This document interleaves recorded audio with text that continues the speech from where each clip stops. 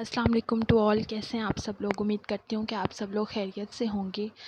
So guys, after a long break I am back और इंशाल्लाह ताला from today's to onwards videos आएंगी।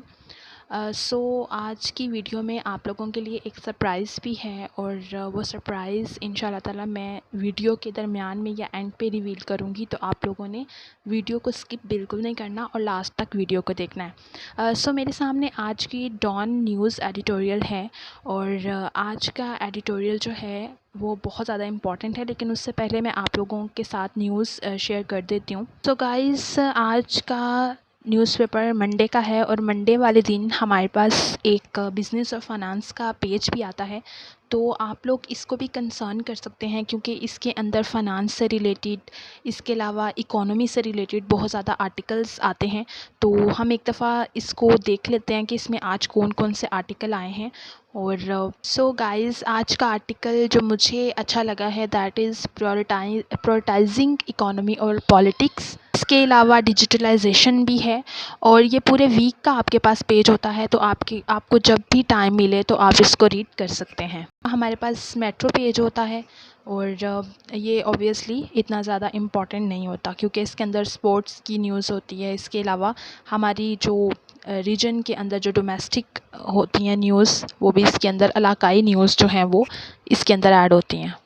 और इसके अलावा ये उर्दू जो न्यूज़पेपर है उसके साथ मैगज़ीन आया था।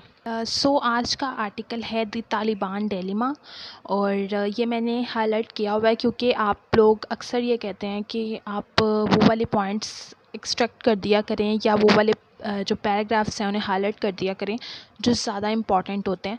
तो मैंने जहाँ पे जिन पैराग्राफ्स पे मैंने ब्रैकेट्स होल्ड की हुई हैं वो काफ़ी ज़्यादा इम्पॉर्टेंट हैं, लेकिन हम पैराग्राफ बाय पैराग्राफ इसको जो इसका थीम है वो हम आज देख लेंगे कि तालिबान डिलेमा बेसिकली क्या है और जो हमारी ऑथर हैं मलिहा लोधी वो क्या कह रही हैं इसके बारे में, उनकी क्या ओपिनियन है। और इस आर्टिकल के अंदर बेसिकली अफ़गानिस्तान की जो गवर्नमेंट है ना, इंटरिम गवर्नमेंट जो उन्होंने अनाउंस की है, अब हमने ये देखना है कि उस गवर्नमेंट का क्या इम्पेक्ट आ रहा है थ्रू आउट द रीजन। क्योंकि हमने यहाँ तक तो हमारा कॉन्सेप्ट क्लियर है कि अफ़गानिस्तान के अंदर जो गनी की जो हुकूमत थी वो ख़त्म हो गई या यूएस की जो ट्रूप्स थी वो विथड्रॉ उन्होंने कर ली।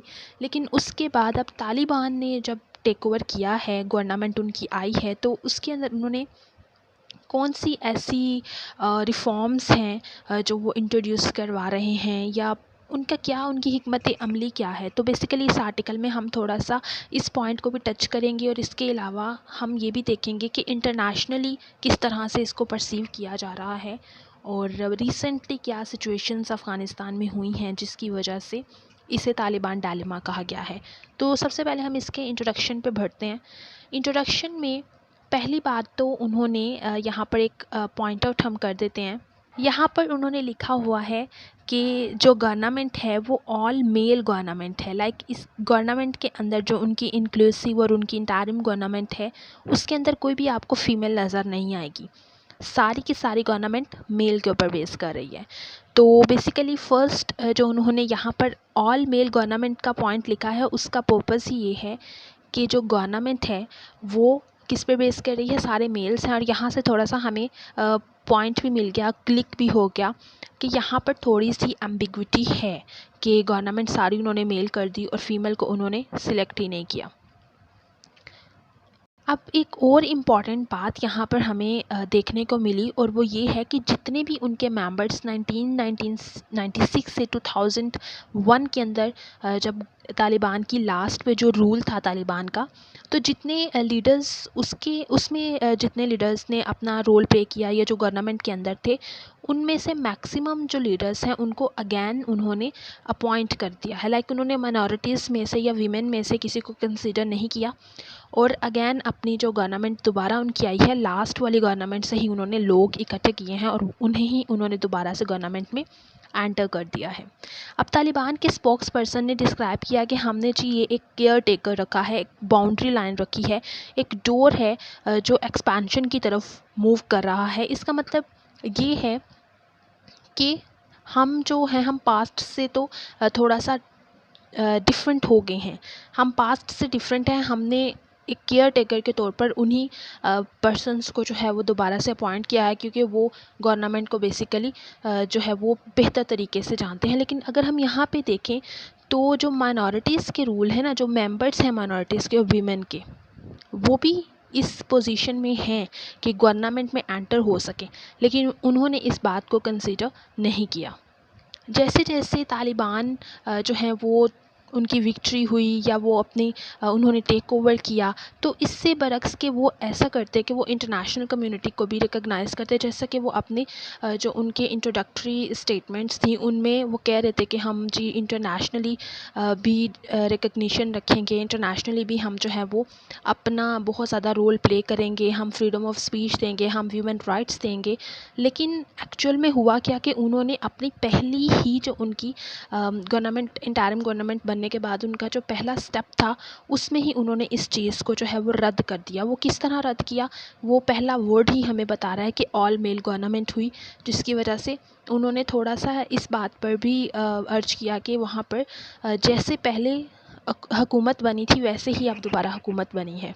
हम देख लेते हैं कि इंटरनेशनली इसके अंदर क्या कंसर्न्स हैं, ये इंटरनेशनली जो है वो इसको किस तरह से देखा जा रहा है। तो इंटरनेशनल जो फर्स्ट रिएक्शन आया है, जिसमें पाकिस्तान भी इंक्लूड है, वेस्टर्न भी इंक्लूड है, तो बेसिकली यहाँ पर उन्होंने यूएस का सबसे पहले जो है वो यहाँ पर रिएक्शन रखा है। जो यूएस की सेक्रेटरी है स्टेट एंटोनी ब्लिंकन, उन्होंने ये एक्सप्रेस किया है कि जो हम अफ़गानिस्तान की गवर्नमेंट है, जिनके ऊपर कुछ यूएन की सैंक्शंस भी लगी हुई हैं, जो टेररिस्ट सैंक्शंस हैं, उनको यूएसए को सॉरी अफ़गानिस्तान को ये चाहिए और तालिबान को ये चाहिए कि स्पेशली जो है वो अपनी कंट्री की सॉइल, जो उनकी अपनी कंट्री की मिट्टी है, ज़मीन है, उसको टेररिस्ट के ख़िलाफ़ इस्तेमाल करें, टेररिस्ट के साथ जो है वो उसको इस्तेमाल ना होने दें। यहाँ पर तालिबान का फ़र्स्ट डिलेमा क्या है? फ़र्स्ट डिलेमा ये है कि वो कंसीडर ही नहीं कर रहे वर्ड को।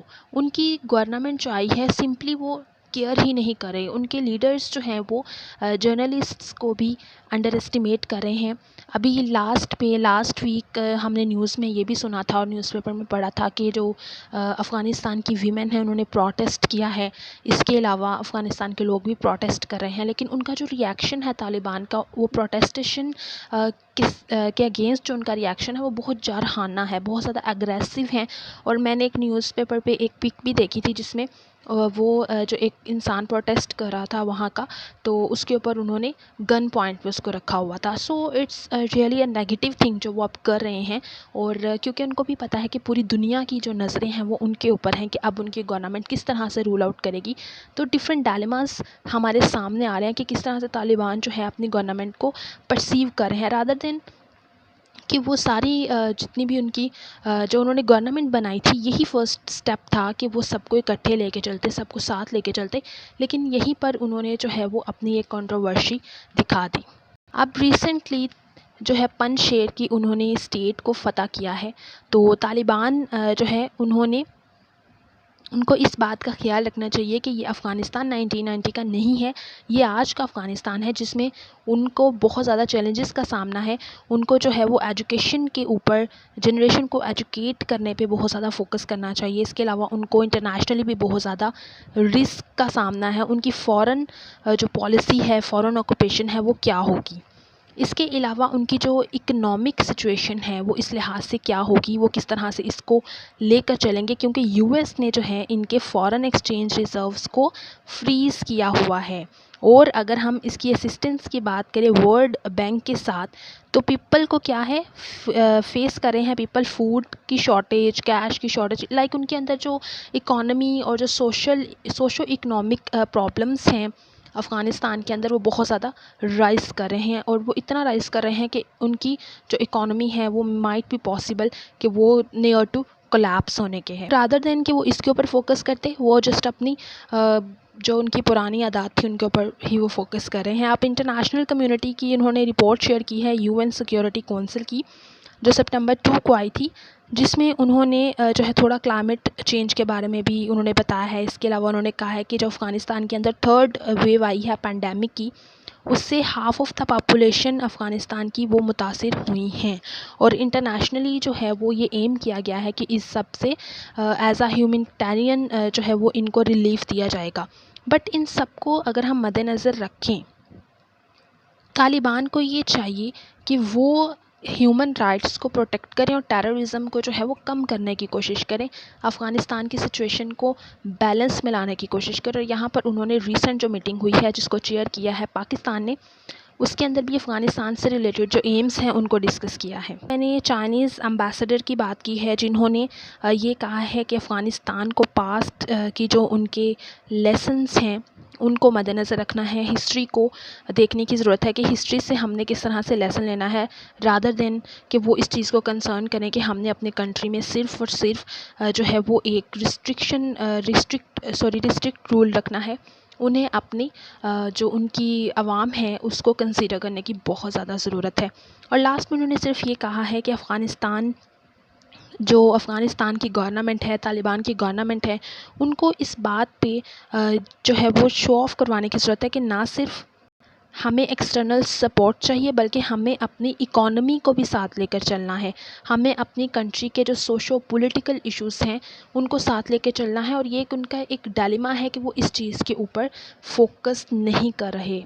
और ये इसके साथ साथ इन्होंने इंटरनेशनली जो है वो रिपोर्ट्स भी बताई हैं, इंटरनेशनल क्या कंसर्न्स रहे हैं, रिसेंट क्या डेवलपमेंट्स हुई हैं और रिसेंटली अफ़गानिस्तान को लेकर कौन कौन सी जो है वो मीटिंग्स कंसिडर हुई हैं। तो ये था आर्टिकल।